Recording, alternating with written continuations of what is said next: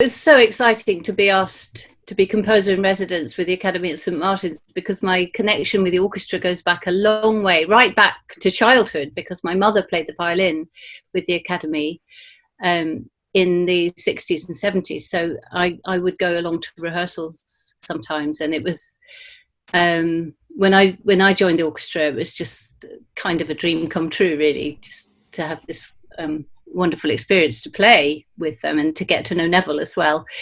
And Neville was always really supportive when I told him that I was composing, and he just jumped straight in and said, "Oh, send me something." And I sent him a cassette, which I think he listened to it about a year later, and then sent me this lovely letter saying, if you ever feel you'd like to write for the orchestra, we would love it. And at that stage, I really didn't feel ready. I'd never written for orchestra, and so I just said, "Well, that's fantastic, but could I wait for a bit?" And he was really true to his word, and he commissioned a piece a couple of years later, several pieces, a cello concerto and an orchestral piece for, I think, the 35th anniversary of the orchestra. Walking Backwards. Walking Back, it was called. Yes. Yeah, based on the idea that I discovered that my great grandfather had walked to London from Edinburgh. I have quite a few Scottish ancestors, and I had just moved up to Scotland, so it was like I was walking back to Scotland. So that was that was what the piece was about. And funnily enough, that does connect with this piece, which is very much connected to walking back to England, or moving back to England, and reconnecting with a lot of my colleagues in England from playing days. But I met Neville to talk about what the piece might be, and he had just he broke his ankle, didn't he, falling down the stairs, or just tripping. He said he'd just been all the way around China without incident, and then he got home and tripped on the bottom step and broke his ankle. So he was bedridden at the time, but we had a fantastic conversation about what the piece might be. But then, of course, by the time I started to write it, he had died, and so it became a very different thing. It was clearly a memorial to Neville, but a lot of the ideas that we discussed about showing off the orchestra sort of came to pass in the new piece. And also, as I said, I was in the process of, when I was writing it, of moving back down to England, and that was a very strange feeling because I felt totally sort of rootless. And my husband actually suggested the Windhover by Gerard, Manley, Hopkins as a starting point for the piece. He's very good at thinking of things to start me off. And initially I was thinking of this as reflecting the fact that I was kind of hovering between two places, and I was thinking of it very much as relating to my situation. And it was only when I'd finished the piece and Molly, Neville's widow, had seen the program note and the inspiration behind it, and she said, "Well, that's just extraordinary, because I always thought of Neville as a bird." And someone had sent her a card after he died with a picture of a bird rising out of, rising out like a spirit. And he, in a way, he was bird-like. He was elegant and focused. He was incredibly focused. And when one sort of felt, as he was standing in front of the orchestra, that he saw everything. It was quite extraordinary. So I realised that even though I hadn't really been aware that I was describing Neville, in fact, that's what I had done in the piece. That's very interesting. Neville has an extraordinary radar, and I think we all sitting in the orchestra. I mean, it was very, very focused, and sometimes intimidating as in the earlier days, and you knew the instant I had a little doubt about, am I going to play this entry right or something, I knew that he'd be looking at me, even before I screwed it up, which I tried not to. But he would still have this absolute radar for everyone in the orchestra. Was extraordinary. Yes, and you knew that even if you changed a fingering or something, you did something slightly different, that eyebrow would go up, and he had noticed, and it was just incredibly exciting to play when you knew that everything you did really counted. And my mother had the same experience, of saying something in a quiet voice from the back of the second violins, and and in her first rehearsal, in fact, she made some comment, and he immediately said, "What was that, Ursula?" Because he wanted to know. He wanted to know what his players thought, and he would expect us all to crowd into the box after a recording take. He really wanted us in there, and you couldn't say anything out under your breath about it without him wanting to know what you'd said in case it was helpful. So he knew how to draw people around him that he could be inspired by. So it worked both ways. I think also his mercurial nature lends itself to the image of a bird, and certainly a bird of prey as well. And for all his generous side, which we all benefited from, and his good-naturedness and his camaraderie, he did have a mercurial side, and that kept everybody on their toes and produced that. And he used that, and in his candid moments, said that he used it as well. He was always very humble when he was making a speech about the orchestra and the players and things like that. And I mean, I think we've all just got these memories, personal memories of Neville, because we all had a personal relationship with him. He wasn't an austere figure. And I just wondered, when you talked to Neville, how much input did he have? Did he suggest things to you, or how did it work when you talked to him about this composition? It was too early really to talk in detail about the piece, but the kind of thing. Well, he wanted something celebratory, and of course, in the end, it wasn't at all. It's an elegy, really. He wanted to show off his players, and I think that's why I decided on these two pairs of soloists, the two oboes and the two horns, and also to use the solo viola as a sort of feature, because he wanted to show off his players. And so, and he used to do that. Do you remember? I mean, in recording sessions, do you remember that? Of suddenly finding you were playing the solo from number 4, and with no preparation, and it was so Neville, because he wanted to show off to his recording company that any player in his orchestra could play that solo. It was absolutely terrifying. When we first when we first rehearsed, I mean, if we I don't know whether I'm jumping the gun a bit here, but I mean, it's really strange, because I always regard myself, and it'd be interesting to see what Steve thinks, as a blue-collared worker in this process. We've received something, and we're about to have our input, which is on a very kind of craftsman-like level. And so we're putting the nuts and bolts together, we're assessing it, and it's really difficult to step outside a new piece and whether you have the score or not, to have an overall impression of something, because you're so involved in the minutiae straight away of sorting it out. Yeah, and strangely, it was only listening back to the performance and then thinking back to how that had developed through our performances, that I understand sometimes when Molly always sits there with her eyes closed and listens to music. I wanted to do that as opposed to seeing the players do it. I wanted to get the wash a bit more, and I must say I was much more affected listening to it this time, and managed to free myself from all the thoughts of how together. Yeah. Well, I think some part of me kind of forgot that it wasn't going to be conducted, because I was thinking so much of Neville, and when we were first talking, he would have conducted the piece. And I think I kind of forgot, which was very unprofessional of me, because you write very differently if you're writing for an unconducted orchestra, because it has to be written like chamber music. Yeah. So they have to be able to pull it together. And I mean, not only was this quite complicated to put together, it was also quite mercurial in a way, the piece, and so it was hard to sort of get hold of it. And I can imagine that being in the middle of it would have been really challenging, because there was so much that wasn't coordinated, but then there were things that really had to be. So it was a real challenge. And I mean, Tomo Keller, who directed it, did a fantastic job, and he got right inside the piece.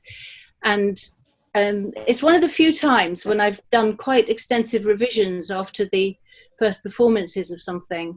And I think this is what being a composer in residence should be, really, because I was able to work with the players. So before I even started writing it, I was in touch with you, Steve, about the horn parts, because I wanted to do something, some things I'd never tried with horns. And this was my chance to try things, to try new things, because I was directly in touch with the players and I knew the players and I could ask you, is this going to work? And so there was a lot of toing and froing, and the final score now has a lot of things that were suggested by Stephen and Tim about the horn parts, how I could have written them better, how, you know, and how I could have notated what I wanted in a clearer way.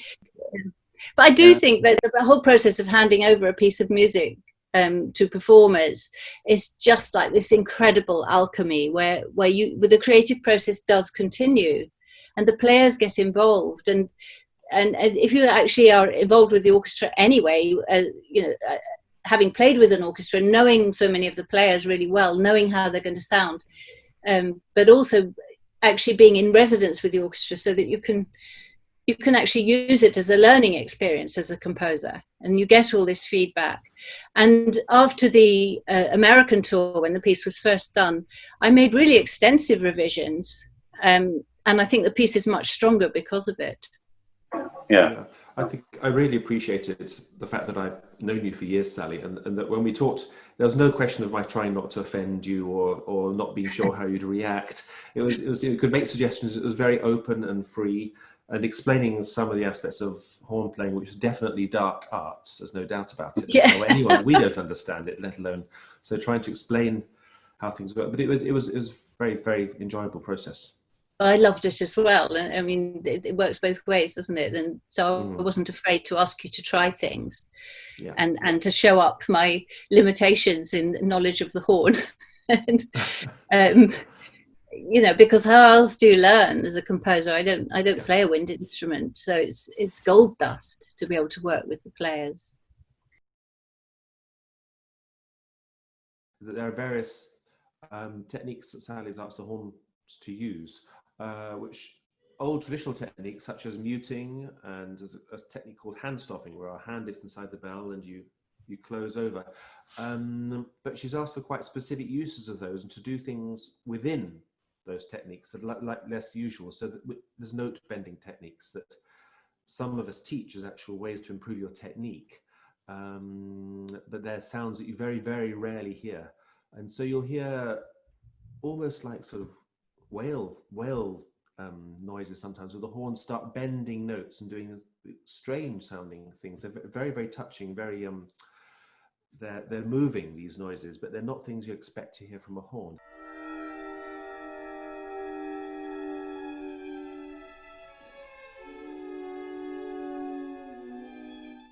And then every now and again she asks for a breath only, for instance, where you simply breathe through the instrument and the sound of the air traveling through the instrument with no vibration from the lip. This gives a kind of wash sound. It's a bit like, if you remember turning the Dolby off when you had your cassette player, this kind of of background noise pops up. Or it could be the sound of shingles on the beach being moved around by the water. There are various places like that where the horns are used in quite unusual ways. So as a listener, you might think, what on earth is that? It's probably us.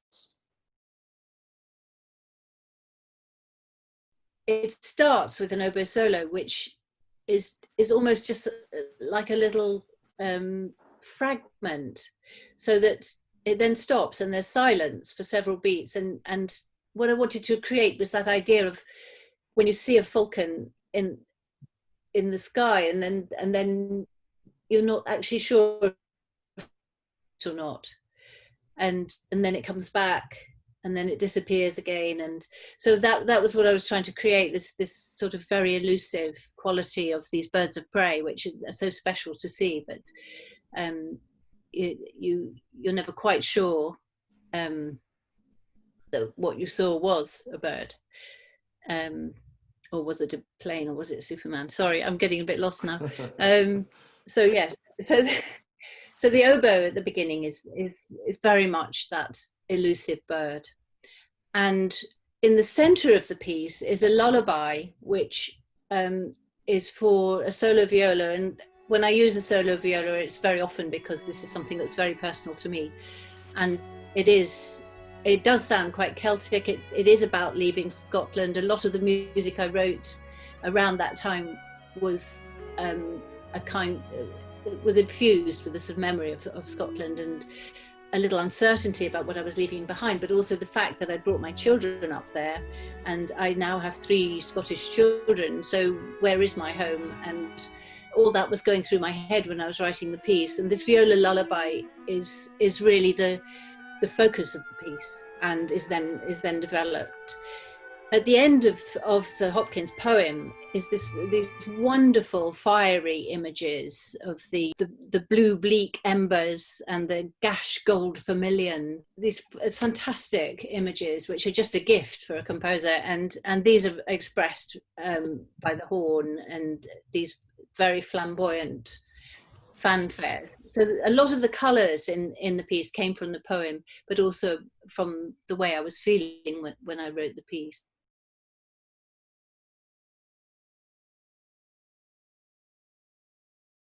I caught this morning morning's minion, kingdom of daylight's dauphin, dapple dawn-drawn falcon, in his riding of the rolling level underneath him steady air, and striding high there, how he rung upon the rein of a wimpling wing in his ecstasy. Then off, forth on swing, as a skate's heel sweeps smooth on a bow bend. The hurl and gliding rebuffed the big wind. My heart in hiding stirred for a bird, the achieve of, the mastery of the thing.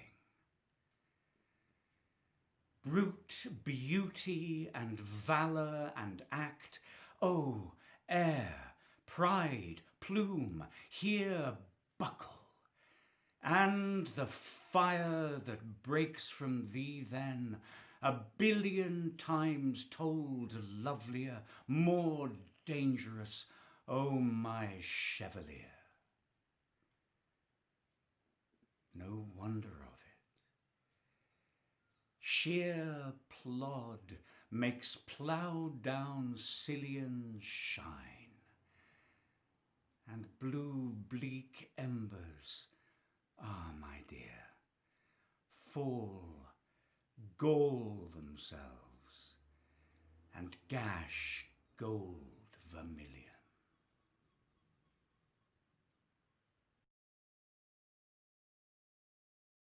I really enjoyed.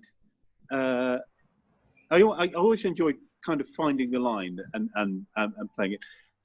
I loved the fact that you were then joined by another voice with it, and I was going to ask Sally about that, because just as the 2 oboes entwined and the horns did, and the violas did as well, but the pairs really wrapped round each other, not like a first instrument and a second instrument and what have you. And I that to me was a delight. Yeah. And actually, there's no physically, it's a very nice solo to play. Oh, good. Well, that makes a change. I usually write really shockingly badly for the viola. I think it's because I know there's a very remote possibility that I might end up playing some of this stuff that I'm writing now, and I've got caught out several times already, so I'm being a bit more careful. I'm ready to hear you recording the first. Viola concerto, yeah. Well, that's not going to happen.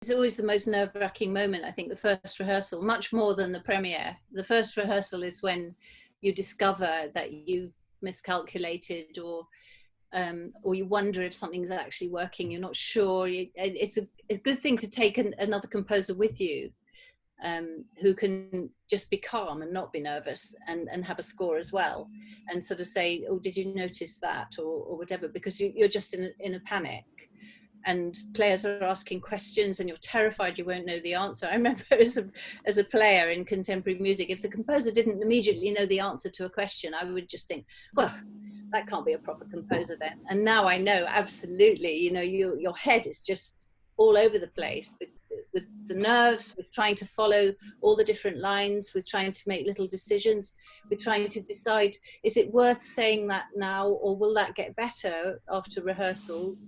I don't want to jump in with all the things that I want different. Are they playing it at that speed because they're rehearsing, or is that the speed they think it's going to go? And you just have to be really, really careful what you say at the beginning, because you can come over very negatively and start off with the wrong vibe with the players. Just looking back now, I wonder how it would have been if we'd have even rehearsed with a conductor to get a little bit more of the internal freedom that a conductor... Yeah. And usually I think of that as an oxymoron, a conductor and freedom, but in this case,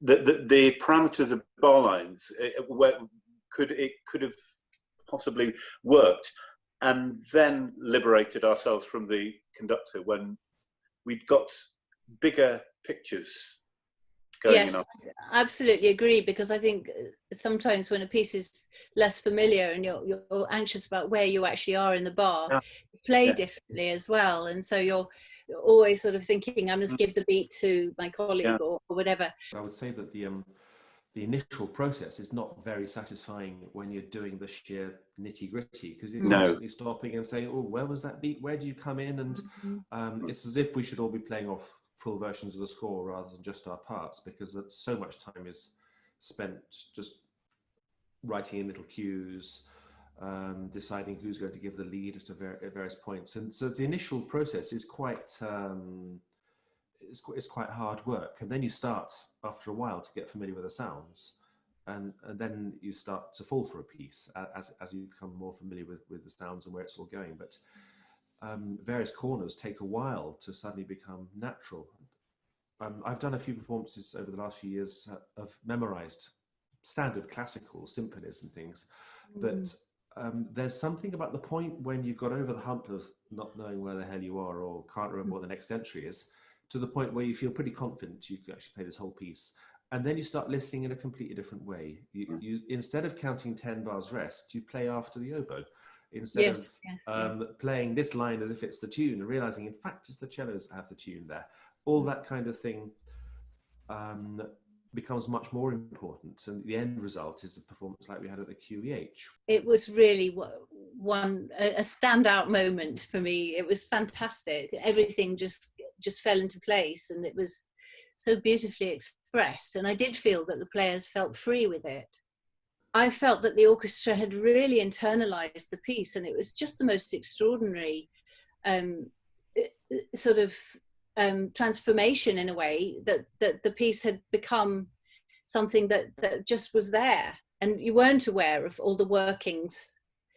And we'd rested. We'd had a rest from it as well, so we instead of just working on it a number of performances, we'd done a couple of performances. You'd tightened it up in places. We'd had a rest from it, and then we'd come back in a way for a fresher look at it, but also with a much better overall picture of it. Well, that's how it felt when we. Yeah, it makes you realise how important it is to get to know a piece of music. I mean, it just sounds like something obvious, but the audience are only going to get one shot at it as well. Yeah. So, how are they ever going to discover whether they love a piece or not? Because if they hear it once, they might think, well, that was interesting, I'd like to hear it again, but they would more often than not will not get the chance to hear it again. So lovely thing about streaming a piece online is that people can go back to it and listen again, just like reading a book or a poem. May I also put a plug in for, because then we subsequently went on and played a string octet of yours, the new commission, and I think from an audience point of view, having somebody talk about the piece before, certainly not necessarily the composer, but hopefully the composer, it puts people in a position where they're going to be more accessible to the piece. Mm. I suppose that the analogy would be going to an installation arts exhibition and feeling uncomfortable about your reaction to something. Whereas if there's somebody there saying, "Look, this is how," yeah. and I visibly watched audiences in America when we were approaching the octet relax into this, and the moment they'd relaxed into it because you talked to them about it, it was going to be accessible. I felt that at the Q8 as well, possibly a different audience there, but it just makes that connection, and it seems to give people the freedom to listen to it in a different way. So always take composers around with you. Yeah, well, I would say that. I would say that to young composers as well. If it's at all possible, persuade the orchestra to let you on stage before they play the piece.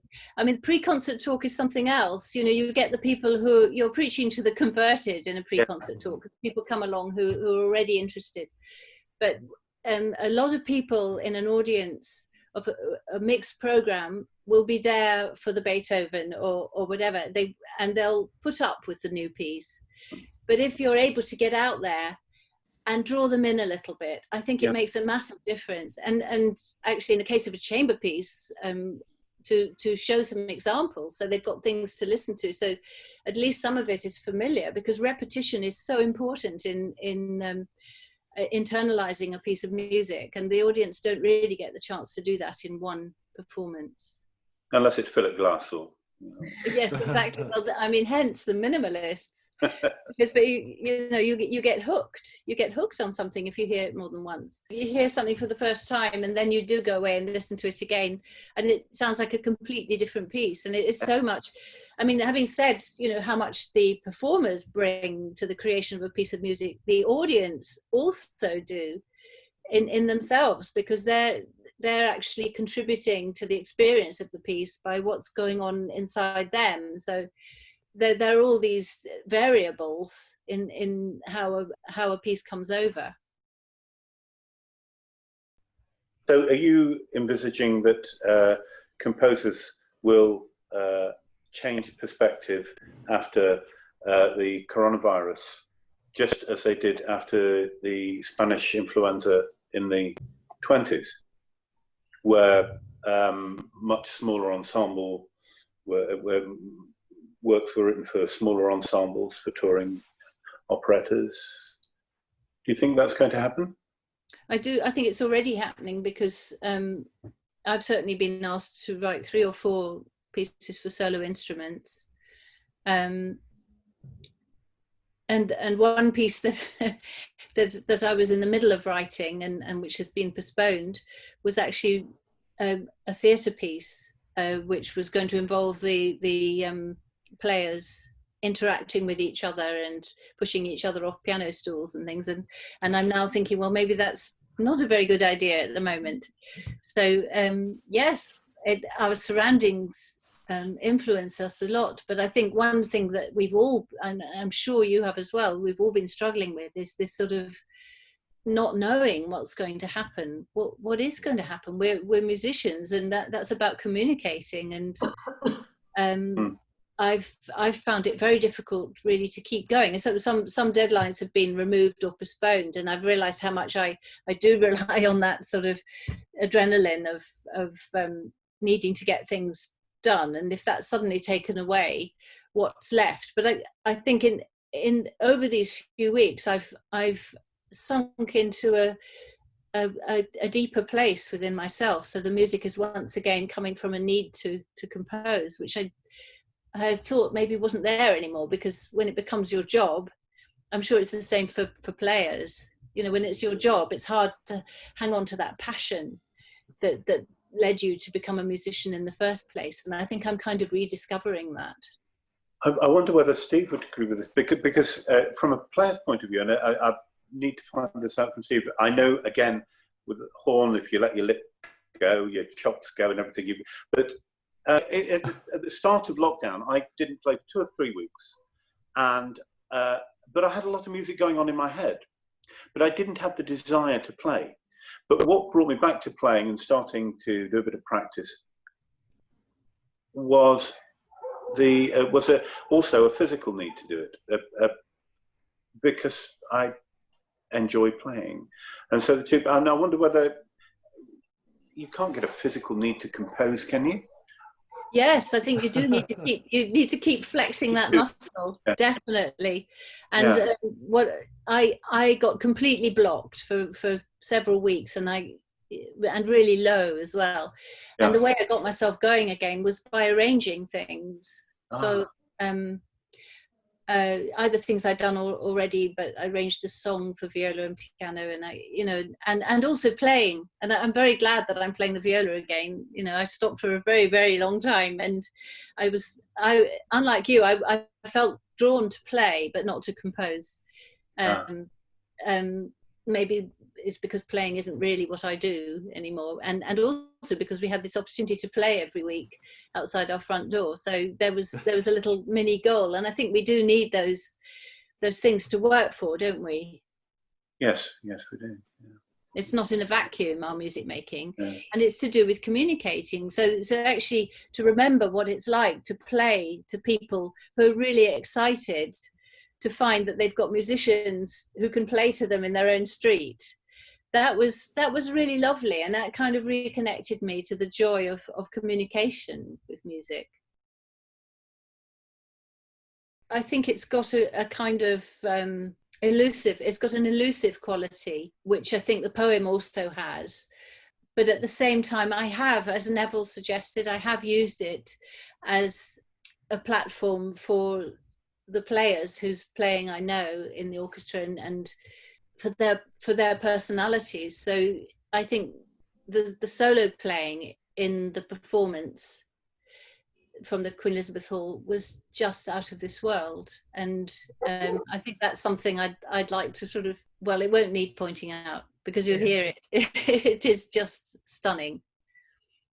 I'll just say that throughout this interview, I've had little themes, not just one, but several of them popping through my head, and little moments from the piece. And I simply can't take both hands for the number of contemporary pieces that I've performed, and I've done hundreds over the years, where I could recall several different parts of the piece, or any at all. A lot of contemporary pieces, I simply can't remember anything about them. This one, there's all sorts of bits and bobs meandering through my head, and just little phrases from that, and it's all very real to me. It was helped by the fact we performed it a lot, but it's rare for that to feel like that. Thank you, that's lovely. You can whistle the tunes. Yep, you can whistle the tunes.